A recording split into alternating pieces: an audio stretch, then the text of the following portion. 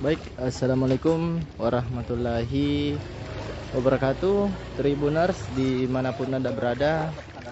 Saat ini saya berada di Kelurahan Lailo, Kecamatan Tempe, Kabupaten Wajo. Untuk itu melihat aktivitas warga setempat yang masih terendam banjir hingga hari ini. Dan tentunya Tribuners, sekedar informasi bahwasannya banjir masih setinggi lutut orang dewasa. Baik, mari kita mengintip aktivitas warga setempat yang masih terendam banjir hingga hari ini.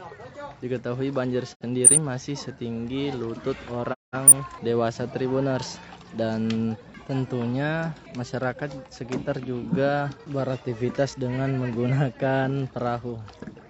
Baik Tribuners, di mantuk itu disampaikan kepada seluruh masyarakat agar tetap berhati-hati dalam mengakses, atau diketahui sendiri bahwasanya banjir di Kecamatan Lailo setinggi lutut orang dewasa Tribuner, dan tentunya memberikan dampak yang sangat besar pada warga sekitar.